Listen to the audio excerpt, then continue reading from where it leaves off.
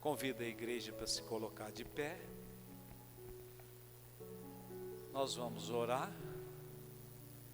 E a pastora Arlene vai nos trazer a palavra nesta noite.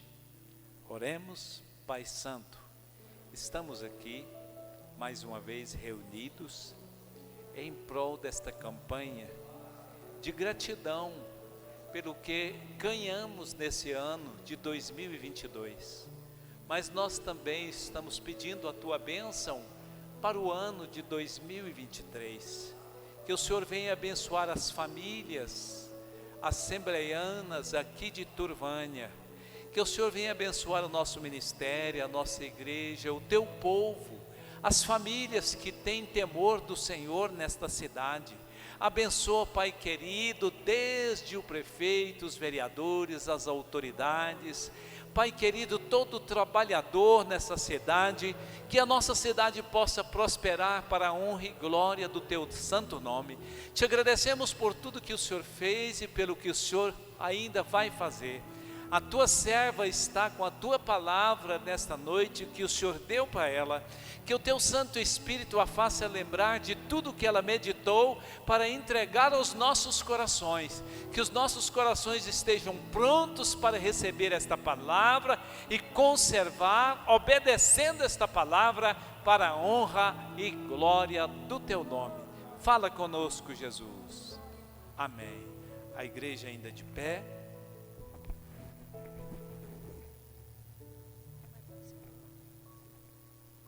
Paz do Senhor, igreja.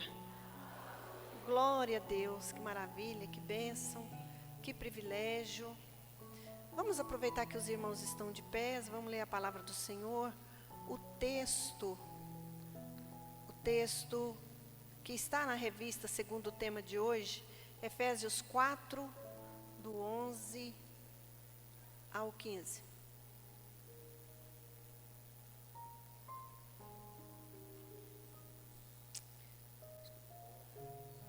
Amém? Assim diz a palavra do Senhor.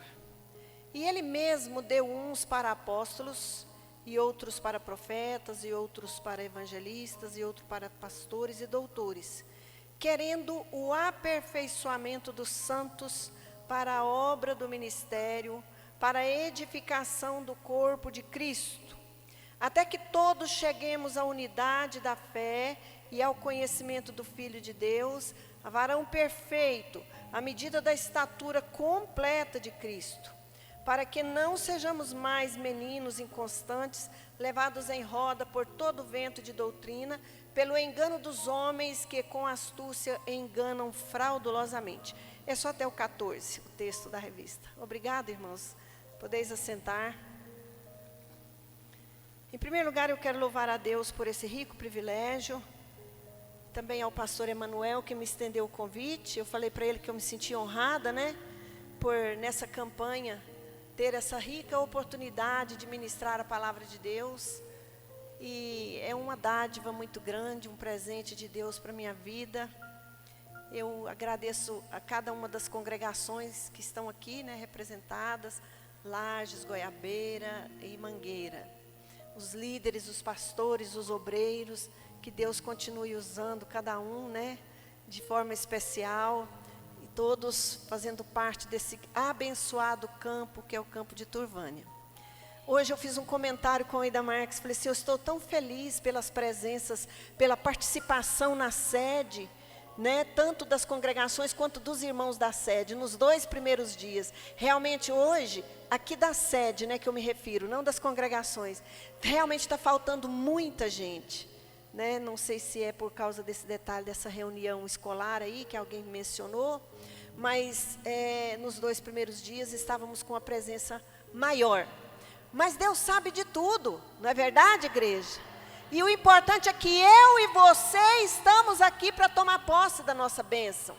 Nada pode nos impedir. Campanha é algo que fala de intensidade. É uma coisa que você põe o coração e se esforça. Não existe campanha sem esforço, não é? E eu sei que você que saiu lá da congregação e veio aqui para a sede, nesse dia que está determinado para você vir, Deus te recompensará pelo seu esforço, né, em prol dessa campanha. Eu sei que os cultos lá nas congregações também estão sendo maravilhosos. Eu estava hoje preparando a palavra ali, né, e o pastor falou, olha, o tempo é resumido.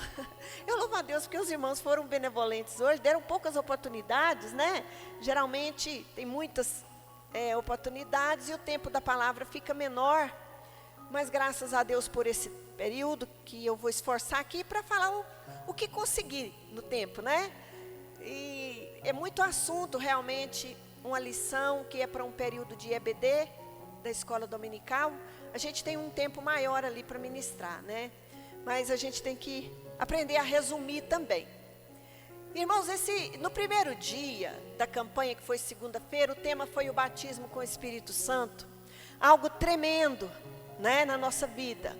Nós sabemos que ao aceitar Jesus, nós já recebemos o Espírito Santo.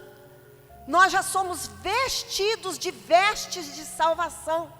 A nossa salvação independe do batismo nas águas e independe do batismo com o Espírito Santo. Mas como nós temos oportunidade, né? Estamos numa situação diferenciada daquela situação lá do ladrão da cruz e de muitos outros que aceitam Jesus e não tem tempo, né, nem para descer as águas muitas vezes, mas estão salvos, seus nomes foram escritos no livro da vida.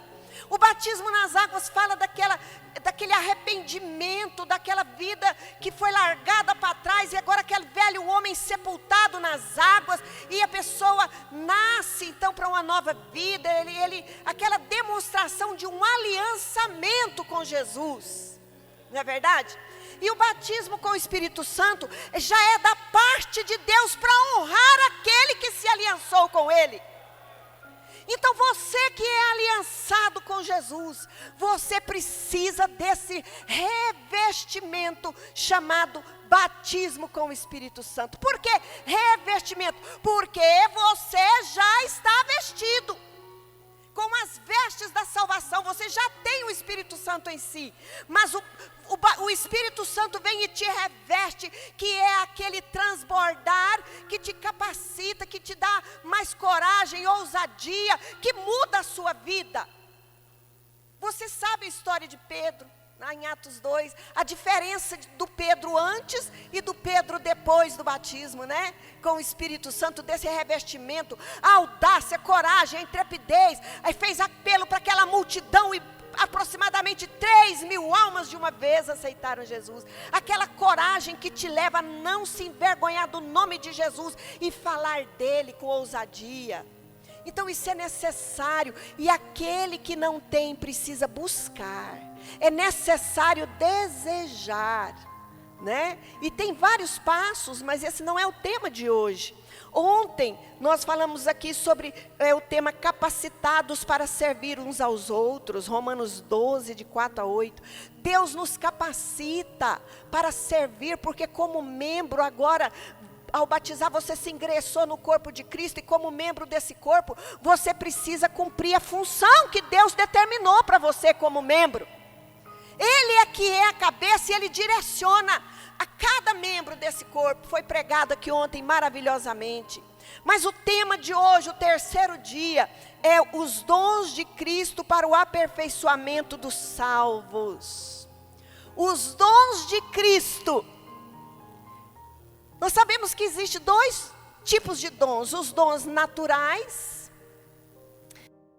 conhece também como talentos naturais, que a pessoa nasce com aquela habilidade, pode ser genética ou pode ser buscada, aprendida, né? Como no caso das mulheres, a culinária, né? Artes, tantos outros, música, tudo isso, talentos naturais para muitos. Né? Deus deu esses talentos naturais para todos os seres humanos. Todos os racionais recebem talentos naturais, virtudes diferenciadas que nenhum outro ser tem, né? Só Deus é que dá. E como Ele é benevolente, a palavra do Senhor diz que Ele manda chuva para bons e maus. Assim também é no sentido desses dons naturais, dessas virtudes. Ele entrega a todos. Mas os dons de Cristo são dádivas, porque dons se refere a dádivas especiais. Dádivas diferenciadas que só Ele pode dar. Isso é tremendo, isso é maravilhoso, né? Olha, para o crente, nós sabemos que Deus vai requerer tanto os talentos naturais, quanto os talentos especiais, os dons especiais que Ele deu. Ele vai requerer. Na parábola dos talentos ali em Mateus 25, a partir do versículo 14, nós vemos isso claramente, que o talento era em espécie, era unidade monetária, que o Senhor daqueles servos colocou na mão de cada um aquela quantidade, que era para eles trabalharem com aquilo. Fala dos dons naturais, né?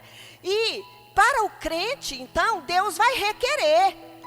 O que você tem de habilidade que Ele te deu, que você sabe fazer, e você muitas vezes encolhe a mão para fazer para a obra de Deus. Foi Ele que te deu, você ganha dinheiro com isso, você sobrevive com o talento que Ele te deu, mas muitas vezes é aquela dificuldade até mesmo para devolver o que é do Senhor, que a Bíblia ensina, né? E para ofertar voluntariamente, alegremente na casa do Senhor. Agora, da mesma forma, os dons especiais, que são os dons ministeriais, que Ele desperta na vida de cada um, Ele vai requerer, porque Ele nos deu, para que nós trabalhemos com esses dons, em prol do reino de Deus. Os dons são necessários para o aperfeiçoamento dos salvos. É o que o tema da campanha hoje fala. Os dons de Cristo para o aperfeiçoamento dos salvos. Vejam bem, esses dons já são dados só para os salvos. Ele difere dos dons naturais, porque é só para aquele que realmente aceitou Jesus, tem o nome escrito no livro da vida, é que Deus vai confirmar, vai repartir, vai dar, né? Para aperfeiçoamento, para a maturidade espiritual, como está no versículo 14, que foi o último que foi lido aqui, do tema da revista, para que não sejamos meninos no sentido espiritual.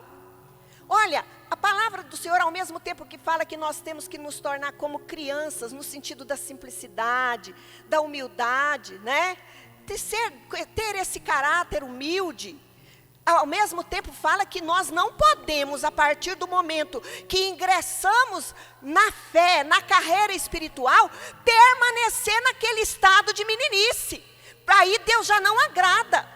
Nós temos que desejar alimento, assim como a criancinha chora pelo alimento, e com a mudança de idade, de meses, de anos, aquela alimentação vai mudando, não é? Deixa de ser só leite, passa a ser algo mais sólido, e por fim uma comida que tem aquela sustância para a criança crescer mesmo, que venha produzir as vitaminas necessárias para aquela criança crescer. Mas tem muito crente anêmico, menino, que tem anos na igreja, não cresce, e não cresce porque não deseja o crescimento. Está acomodado naquela mesmice, naquela situação. Eu não sei, nem quero saber, e tem raiva de quem sabe. Não tem isso? Muitos assim?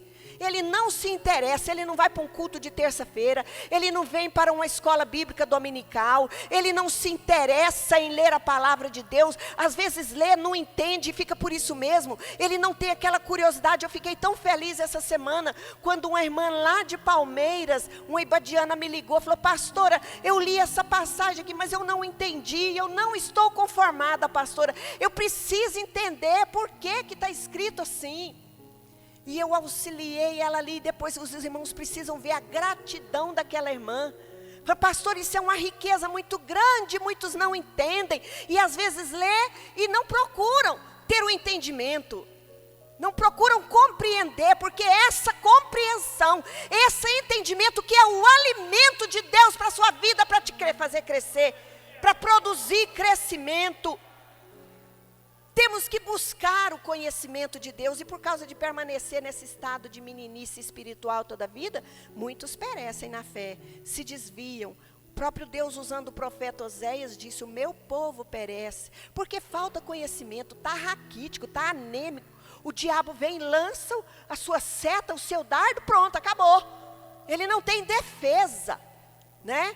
ele não tem substância para repreender Satanás, para declarar vitória no nome de Jesus. Ele se deixa levar pelaquela fraqueza. Em se tratando de salvação, tem alguns pontos, algumas premissas que são muitíssimo importantes e nós temos que observar. Deus não quer que ninguém se perca. Essa é uma verdade. Então você já desfaz daquela teologia que nós não cremos, que a salvação são para alguns escolhidos, para os eleitos, né? Aquela doutrina calvinista que diz isso, né? Da predestinação. Não, porque Deus quer que todos sejam salvos. E Deus usou o apóstolo Pedro em 1 Pedro 3,9 e usou também a Paulo em 1 Timóteo 2,4 para falar a mesma coisa. Deus não quer que ninguém se perca, mas que todos cheguem ao pleno conhecimento da verdade. Essa verdade que te sustenta, que te alimenta. É isso que Deus quer. Deus não quer seus filhos estagnados, paralisados, anêmicos. E agora tem um detalhe que a gente tem que lembrar, e sempre esse texto é lido toda ceia, né? 1 Coríntios 11, 28. Examine-se o homem a si mesmo, tanto para participar da ceia do Senhor, quanto para ver se ele está crescendo, se ele está deixando de ser menino, ou se ele está aquela criança emburradeira, aquela criança que só sabe dar birra no sentido espiritual. Qualquer coisa cai o bico, pastores. Qualquer coisa fala que vai abandonar a igreja, que vai para outro ministério. Crianças, espiritualmente falando, vamos fazer esse exame, porque cabe a nós. Examine-se a si mesmo. É uma determinação. Outra premissa: Deus não deixa ninguém sem dom. Deus não quer que ninguém se perca. Deus não quer seus filhos estagnados. Deus não deixa ninguém sem dom. Mesmo aqueles que não são crentes. Não falei dos dons naturais? Que a pessoa sabe fazer, tem tendência e faz bem, porque Deus deu para ele aquela inteligência, aquela habilidade, né? Então Deus não deixa ninguém. Outra premissa: Deus os reparte para a edificação da igreja. No caso dos salvos, esses dons especiais, Deus tem em abundância no seu celeiro. Vamos dizer assim, infinitamente. O celeiro de Deus é infinito acerca desses dons. E Ele tem prazer em repartir, porque isso promove edificação da igreja. Cada um tendo aquilo que Deus lhe deu. Aquele talento que ele sabe que veio de Deus. Deus reparte. Mas pastora, como que eu faço para tomar posse? Eu quero, como que eu faço? Busca, pede, bate, declara para Jesus: Senhor, eu quero, Senhor.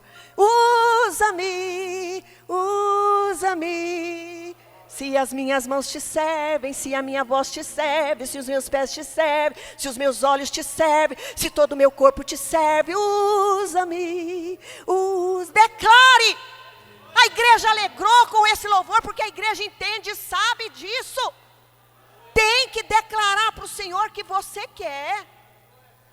Fala: Senhor, eu quero ser usado pelo Senhor, não quero coisa minha, Senhor, porque de mim eu vou ser decepcionada. Eu vou ficar envergonhada, envergonhado, mas se vier do Senhor é com autoridade, é com virtude, é com poder, Senhor. E vai fazer a diferença. É buscando. E como buscar? Os caminhos são os mesmos. Você tem que ter fome e sede da palavra. Você tem que mergulhar nela. Você tem que ler a Bíblia. Começa, faz um propósito e não para não. Vai. E não fica patrolando a Bíblia não. O que é patrolar? Né? Patrolar é quando a pessoa... Acabou. Li uma vez. Li duas. E vai somando as vezes que leu, mas se você fizer uma pergunta em algum texto, ele não sabe explicar, ele não entendeu nada, mas leu a Bíblia não sei quantas vezes. Não é patrolando, é meditando, é buscando e falando com o Espírito Santo. Me clareia, Senhor, me orienta, e se Ele não clarear, você busca quem pode, quem tem capacidade, autoridade para te ensinar, para te falar. Igual a irmã lá de Palmeiras ligou para mim. E perguntou, eu quero saber, pastor, eu estou inconformada de não estar entendendo isso, já li várias vezes, mas como assim? E quando ela entendeu, foi como que ela tivesse achado um tesouro. Ler a Bíblia, medita nela, com fome e sede de entendimento, porque você precisa dessa vitamina. Eu lembro de um irmão Luiz de que mesmo? Que falava que a palavra de Deus é vitamina do céu. É Telvino, né? Luiz é Telvino, simples, matuto, daqueles matuto bem simples mesmo. Mas ele falava, essa palavra é a vitamina do céu. E com aquela convicção, você crê que ela é a vitamina do céu? E por que você larga ela para lá? E está sentindo, não tem coragem de orar, não tem coragem de vir para a igreja, está anêmico, está raquítico, a vitamina está ali. Mas você não toma posse. Você não aproveita. É essa palavra, é seguir o caminho da obediência. Toda bênção é liberada pela obediência. Deuteronômio 28. Toda bênção vai te seguir pela obediência, bem como toda maldição também vai te seguir e vai te alcançar pela desobediência. Então, quer bênção de Deus? Pega o caminho da obediência, pega o caminho da submissão, da fidelidade, da renúncia, da santificação. Muitos crentes hoje não querem renunciar a nada. Essa campanha de gratidão tem jejum, oração, leitura bíblica. Para quê? Para você crescer. Não, mas eu não estou com jejuar de jeito nenhum. Nem disso, nem daquilo outro, nada. A minha carne tem fome das coisas dessa vida e eu quero saciar minha carne o máximo. Espera aí, enquanto a sua carne estiver saciada, o seu espírito está raquítico, está fraco. Mas quando você crucifica a carne, o seu espírito se fortalece. Por isso que Paulo disse, já estou crucificado com Cristo. Não vivo mais eu, mas Ele vive em mim. Busca que Deus vai te dar, Ele tem prazer em te dar. Ele reparte como Ele quer. E tem uma coisa, irmão, não fica questionando. Porque o pastor Ida Marques tem aquele dom. Eu queria aquele dom do pastor Ida Marques, o dom do pastor Marcos, do pastor Emanuel, de cada um. Ele observa os dons dos outros e fica cobiçando o dom do outro. E tem uns que cobiçam tanto que eles ficam imitando. Aí ele dá aquela sapateadinha, eu vou dar também. Aquela tombadinha para cá, eu vou dar também. Lá em Pires do Rio tinha um irmãozinho lá que, se você convidasse ele para cantar, todo mundo ia achar que era o Matos Nascimento. Nunca vi, irmão, ele fazia até as curvas do mesmo jeitinho. E não entende que ele tem a identidade dele única. E Deus usa cada um na sua identidade, no seu talento único. Ele pode dar o talento de pregar para muitos na igreja, como ele tem dado. Mas cada um tem diferença. Cada um tem uma maneira de falar, de atingir. E é aquilo que Deus quer. Então não fique cobiçando. Não fique querendo do outro, valorize o que você tem. E quando eu estava preparando essa palavra aqui, e o Espírito Santo me fez lembrar. Quero que valorize o que você tem. Você é um ser, você é alguém tão importante para Deus. Nada de ficar sofrendo angústia e dor. No quê? Neste seu complexo inferior, achando às vezes que não é ninguém. Eu venho falar do valor que você tem. Eu venho falar do valor que você tem. E aí? Ele está, o Espírito Santo, até inexprimível, é inexprimíveis. E aí você pode então perceber o quê? Que para Ele há algo importante em você. Por isso, levante e cante, exalte ao Senhor. Você tem valor, o Espírito Santo se move em você. Você tem valor, o Espírito Santo se move em você. Ele se move em você. Ele fala com você. Ele te alerta, Ele te orienta, Ele te guia. Ele é o Consolador que o Senhor prometeu estar conosco todos os dias até a consumação dos séculos. Se você faz parte do corpo de Cristo, se você é noiva de Cristo, Ele está em você. Oh, se você aceitou, Ele está em você. Então valorize, larga desse negócio de ficar menosprezando e só olhando o talento do outro e escondendo o seu, guardando o seu, enterrando o seu. Aquele servo inútil, mau, foi condenado, sim, porque ele só ficava olhando o valor dos outros e achando que o dele era pequeno, era pouco, e não trabalhou com o que Deus deu para ele. Então a falta de valorizar o que Deus te deu, no sentido de dons, viu? Pode fazer você perecer, ser lançado no fogo, nas trevas, como diz a palavra ali, né, na parábola, né?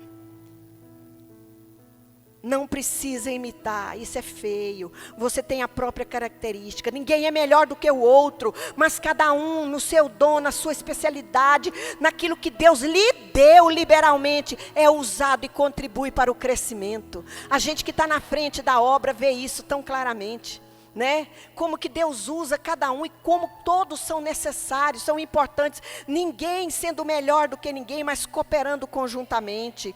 E aí vem falar que Ele separou uns para apóstolos, que eram apóstolos, aqueles que eram enviados, mensageiros. E aí vem a pergunta que a revista faz: ainda existe, né? No sentido de alguém que é enviado, ainda existe. Agora, se olharmos para a consideração primeira, lá, né, quando a gente estuda teologia, que era considerado apóstolos aqueles que estiveram com Jesus, que conviveram, que aprenderam diretamente com Ele, né?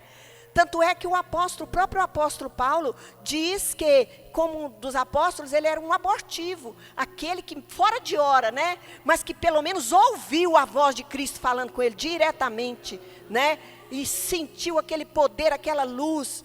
Mas o próprio apóstolo Paulo também vem falar de Barnabé, né? E de outros que foram mencionados como apóstolos. É um nome difícil, eu esqueci de anotar ele aqui, agora eu esqueci. Está lá em Andrônico e Júnia, que Paulo diz lá em Romanos 16, 7, que eles se destacaram entre os apóstolos. Sabe o que me chamou a atenção aqui? Que Andrônico, um homem, e Júnia, a esposa. E fala que os dois se destacaram entre os apóstolos. Então está falando do ministério feminino valorizado aqui também, no apostolado por Paulo. Não é? Andrônico e Júnia se destacaram. Depois você pode conferir Romanos 16, 7. Quer dizer, já está fora do contexto primário, que é daquele que conviveu com Cristo, né? E o próprio bispo Manuel Ferreira, na revista, afirma que essa realidade, esse ministério, ele existe sim, né? Não necessariamente quer dizer que, por exemplo, Madureira não consagra o apostolado, né? Mas até pouco tempo também não consagrava ao bispado.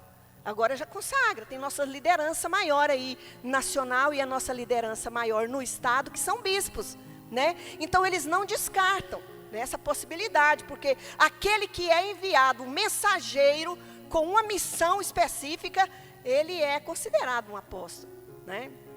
Profetas, os portadores da mensagem divina, os que pregam a palavra de Deus revelada, a Bíblia. Muita gente interpreta mal, acha que o pregador não é um profeta. Gente, ele é porta-voz de Deus, então ele é um profeta. Agora nós temos que aprender a distinguir, porque existe essa profecia, baseada na profecia maior, que é a palavra de Deus, como eu hoje aqui estou pregando, pautada e baseada nela. E existe aquele dom também, que é o dom do mistério, da profecia, que ela revela algo que ninguém conhece, um mistério na vida, né? Como foi no caso de Ágapo, que profetizou lá em Atos 11, se não me engano, ele profetizou, Atos 11, 28, que ia ter uma fome, em todo o império de Roma ia sofrer esse problema da fome. E aí o povo, principalmente os crentes, começaram a colher ofertas, ajudar uns aos outros, se precaver, porque houve aquela profecia, e eles sabiam que era de Deus, porque o homem era de Deus, o testemunho dele era de integridade, de fidelidade com Deus, tinha afinidade, então ninguém tinha dúvida. Outra vez ele profetizou para Paulo, né? Ele estava na Judéia, Paulo em Cesareia, na casa de Filipe, aquele que tinha 4 filhas profetisas, quer dizer, moças, jovens, e que pregavam a palavra de Deus, eram usadas para profetizar, né?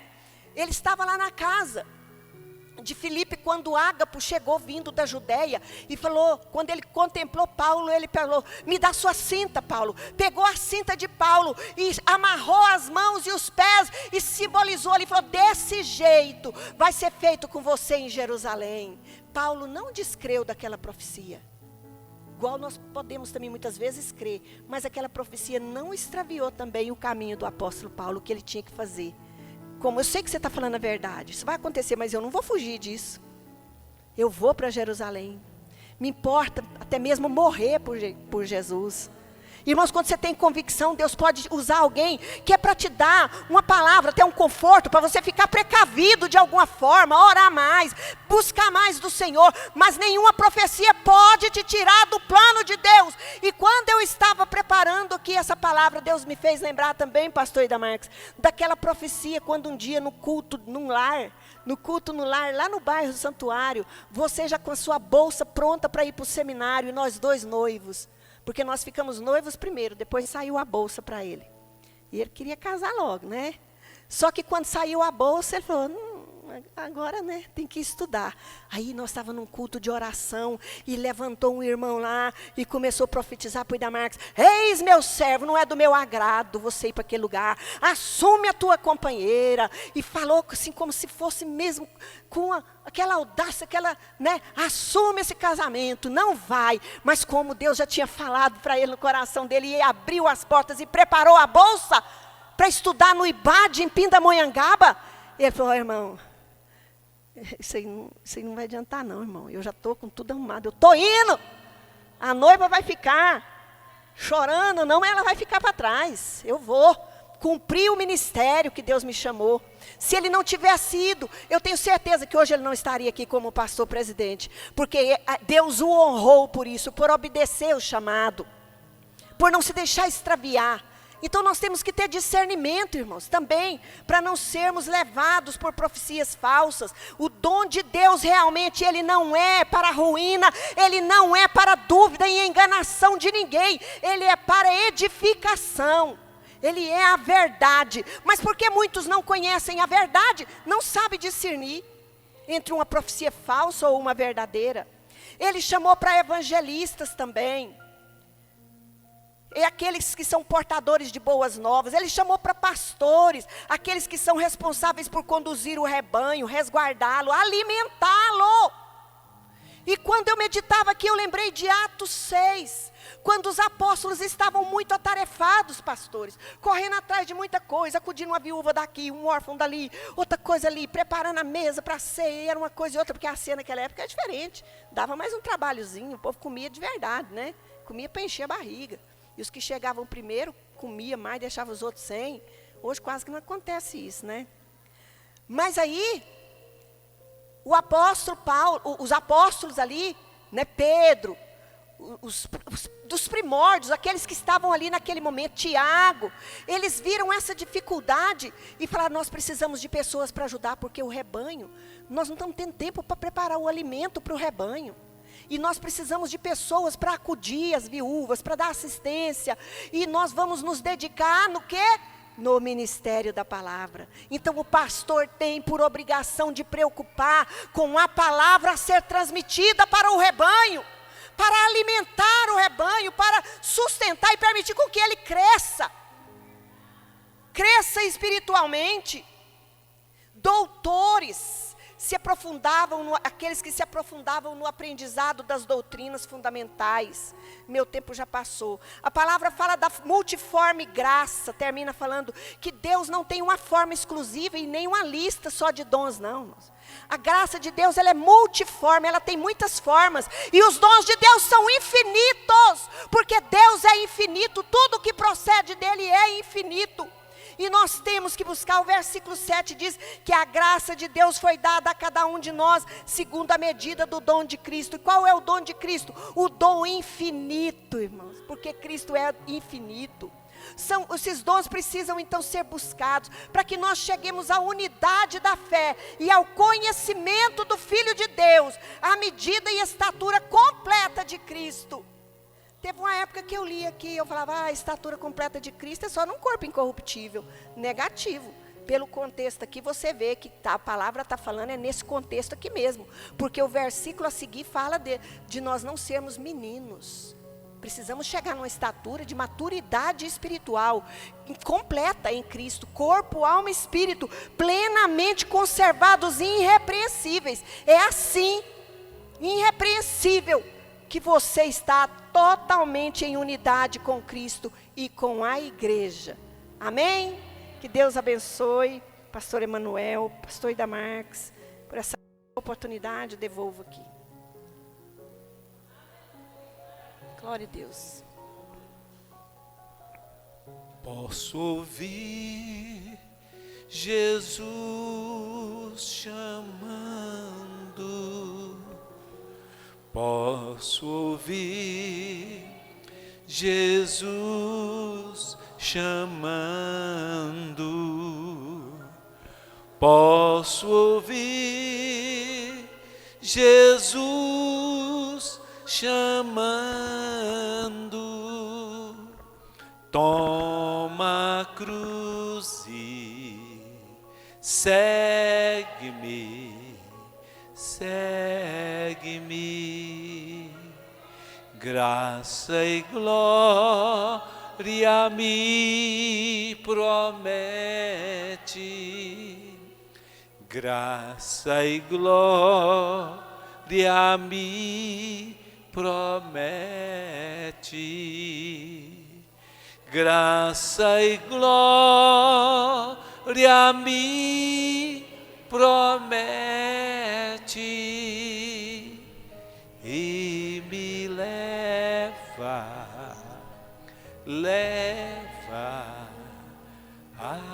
até o céu. Amém?